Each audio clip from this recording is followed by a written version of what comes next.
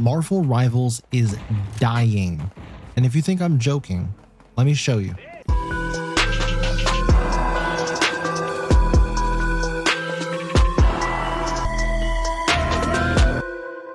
Hey guys, Nightfall here, and you heard that intro right. Marvel Rivals has been hemorrhaging players almost as fast as Ubisoft is losing money.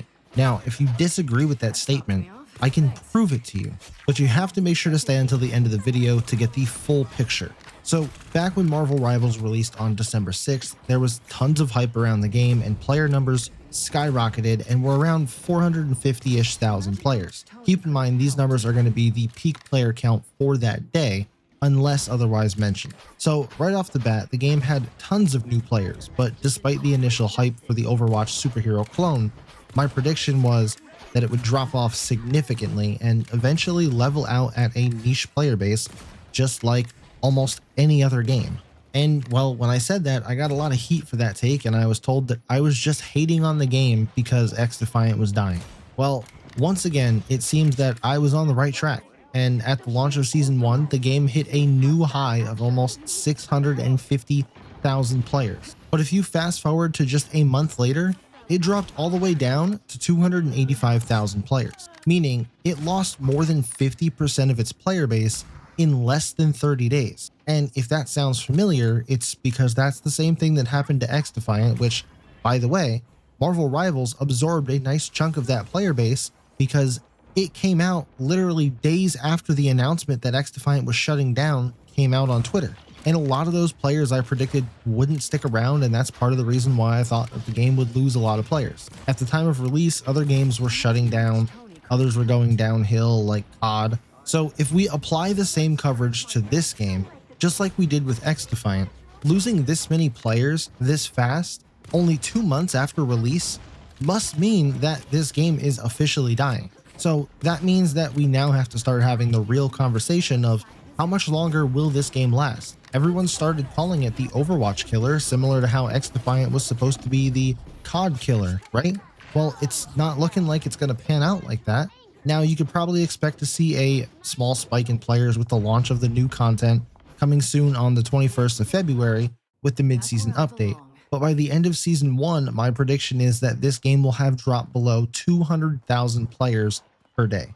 And now that you've made it this far into the video, please understand that half of this is a troll and half of this is just my honest predictions. Obviously, 200,000 players is a significant amount of players and can easily sustain a game like this, and by no means is it a dead game. My point with making this video is two things. Number one, to show people that every game follows a similar cycle and no game will ever retain all of their launch number of players. So for all those haters saying XDefiant was going to die a few weeks in, you looked stupid then and you looked stupid now, even though the game didn't end up panning out. You can't judge a game's success or failure based on the first month. If we did that, every game would be considered a dying or dead game 2 or 3 months into its life cycle. My other point here is to show that when I said 2 months ago that this game wasn't going to maintain the player base that everyone thought it was going to have, I was somewhat right.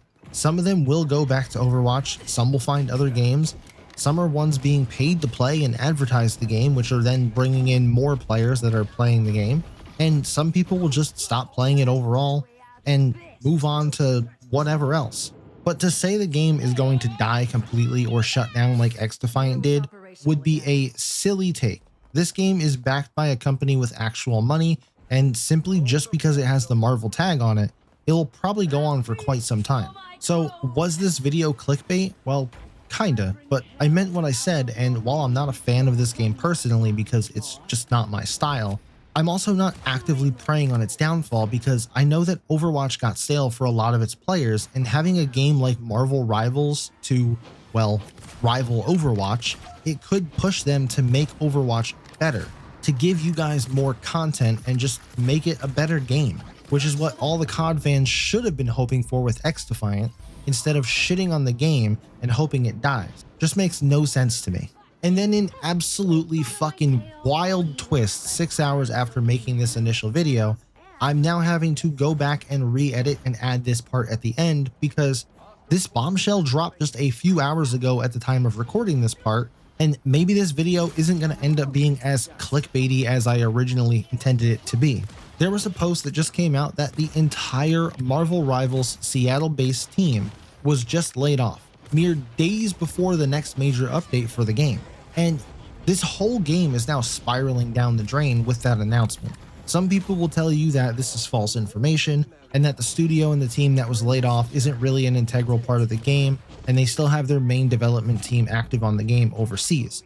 Regardless, there still was a studio that was tied to this game, and all of that team was laid off and that studio was shut down.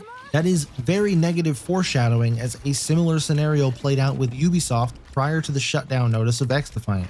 So call it what you will, there may have been some misinformation with the actual game director being let go, but it really wasn't the game director. So let's go ahead and clear a few things up, because I'm never one to spread false information or misinformation. A little research instead of just doing a knee-jerk reaction into what actually happened. You'll see articles claiming that they laid off the entire Seattle-based team, like I said before. Well, the entire Seattle-based team consists of the one director, who isn't really even a director, I guess, but we'll get to that in a second, and his team of about 6 people. So 7 people total, and that's not really a lot, but if you say that that's not a lot, then you can turn around and say, well, if the game's doing so good, then why would they lay these people off? So a quick search on LinkedIn for the guy that made that post, Thaddeus Sasser, and I hope I'm pronouncing that correctly, you can see here that he has it listed on his LinkedIn profile page that he is in fact a game director for NetEase Games for the last 2 years, give or take a couple months. And if you read a little further down into his experience, and also if you look at some of the people that were on his team, it looks like him and his team were in charge of level design. And I don't really know how game design works, but I kind of feel like level design is a pretty important part of developing a game. Now, that's not to say that they don't have level designers in their main office over in China, but that's also to say that this may not be the only closure or layoffs that we see NetEase do. And with all the success that Marvel Rivals has seen, then why the layoffs? Unless, like I said, they are just losing players, and it seems like they are, just based on the Steam player counts. And if you remember correctly, before the other set of layoffs happened at Ubisoft, there was a much smaller wave of layoffs with around 60 to 80 people before the big one hit where it was 300 people. But anyway, before we get way too off topic, the point is, the studio was shut down. An entire team of people working on Marvel Rivals laid off. And this now leaves fans of the game with many more questions than we have answers.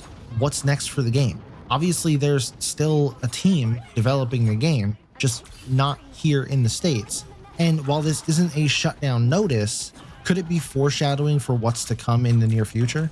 Now, I do find the entire situation funny because, like I said, this was supposed to be mostly a troll video, and the video was just about done and finished being edited, and then we got this news.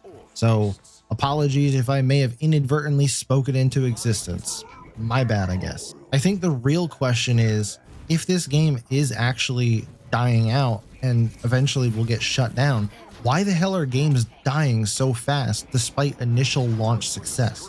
I just don't get it. I can't wait to hear NetEase's bullshit that comes out of this and however they try to spin it and defend it. But let me know your initial reaction to this layoff notice, as well as your thoughts on everything else that I've said in this video down in the comments, and I'll catch you in the next upload.